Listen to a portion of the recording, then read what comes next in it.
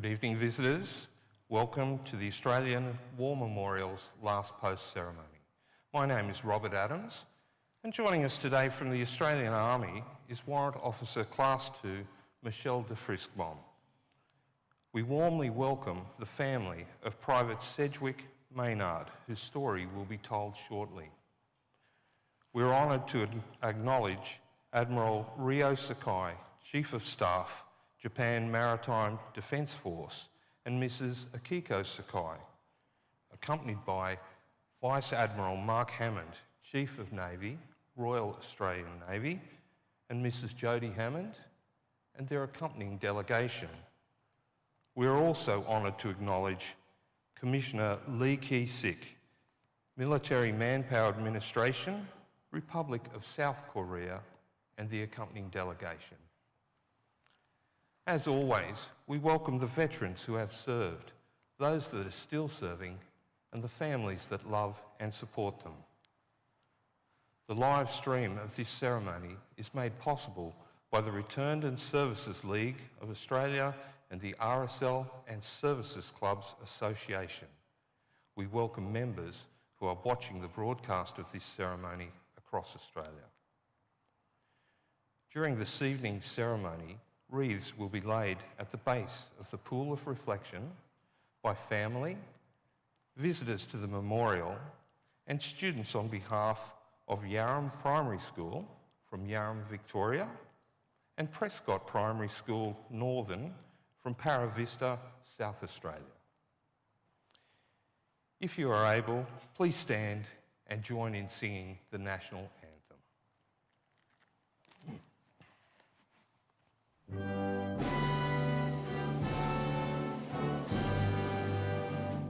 Australians, oh, let us rejoice, for we are one and free. We've golden soil and wealth for toil, our home is got by sea.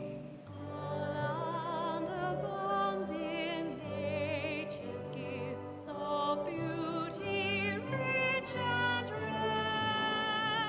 In history's page, let every stage advance Australia fair. In joyful strains, then let us sing, advance Australia fair.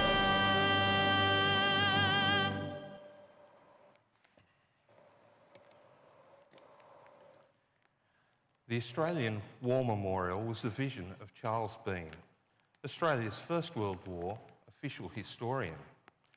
Bean landed with the Australian troops on Gallipoli and stayed with them at the front through to the end of the war. The idea of this national memorial and museum came to him at Pozières, France, in the depths of the bloody fighting of 1916. Bean's idea was that this would be a place where families and friends could mourn loved ones buried in faraway places. It would also be a place that could help all Australians understand what these men and women had endured and what they had done for us. Bean's vision, to which we remain true, is best expressed as inscribed in the entrance to the memorial's galleries.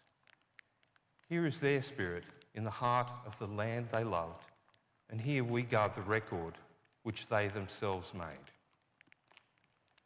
Tonight we'll read the story behind just one of those on the Roll of Honour, which lists the names of more than 103,000 men and women who have given their lives for us in war and on operations for more than a century. But first we present a lament, Flowers of the Forest. Wreaths or floral tributes will now be laid at the base of the pool of reflection.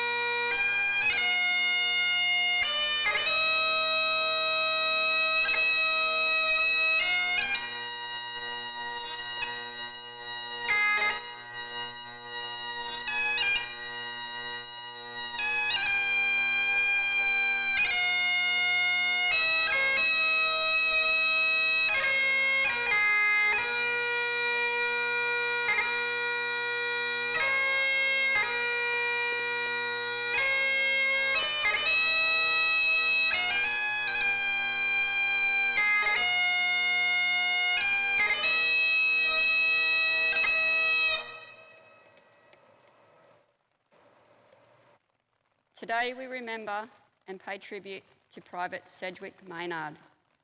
Sedgwick Maynard was born in April 1897 in the Newcastle suburb of Hamilton in New South Wales.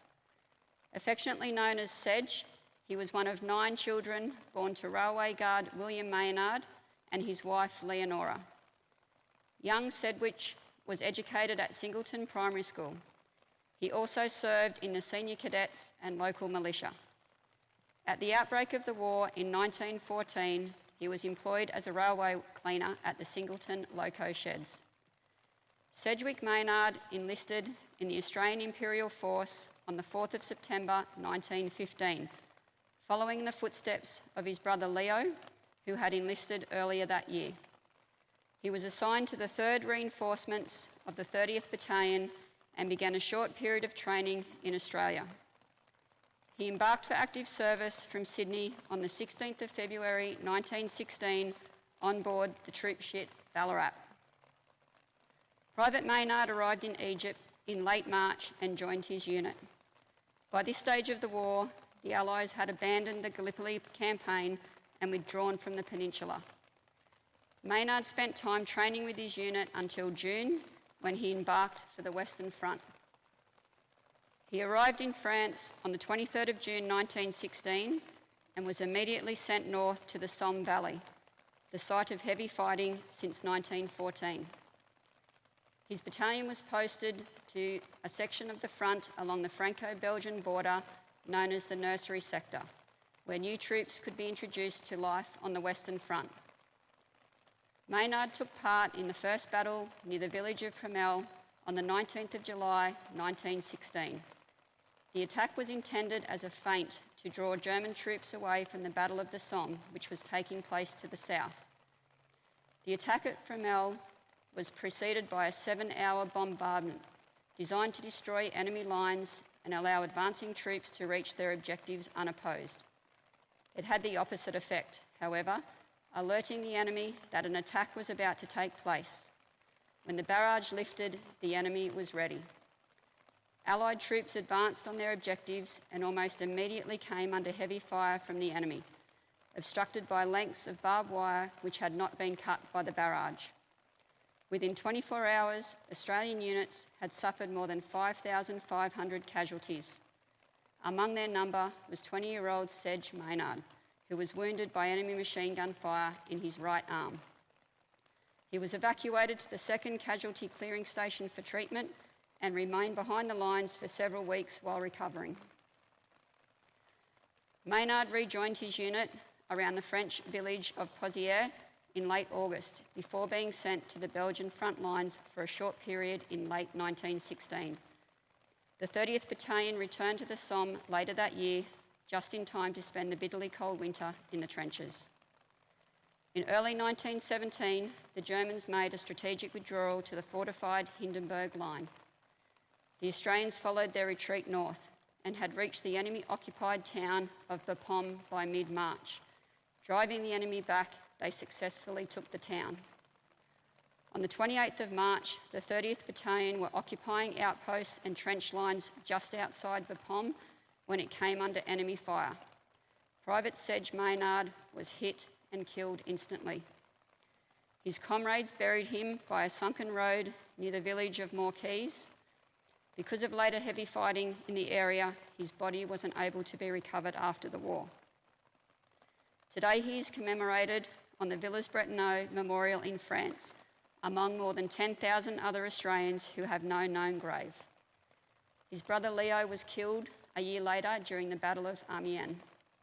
Sedgwick Maynard was 20 years old.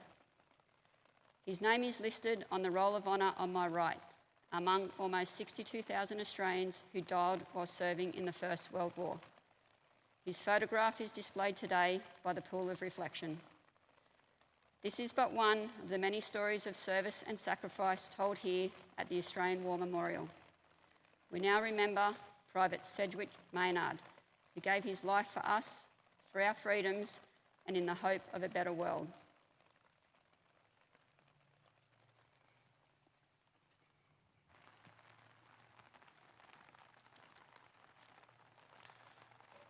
Please stand for the reading of the ode and the sounding of the last post.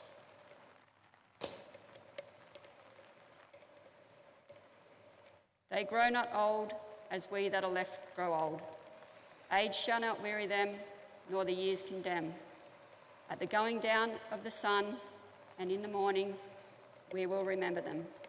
We will remember them.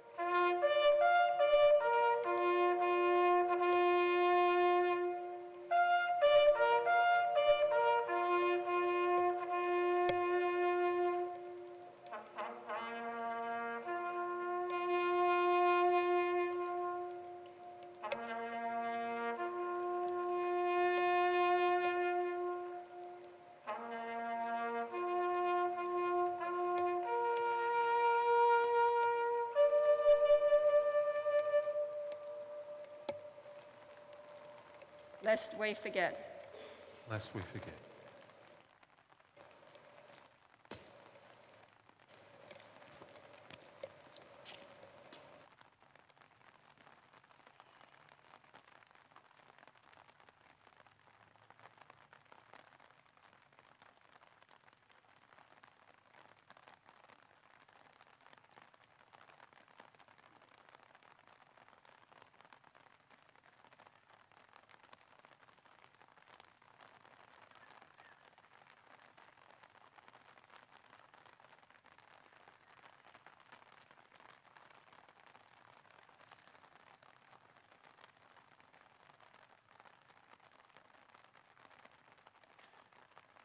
We leave you this evening with the words of the memorial's founder, Charles Bean.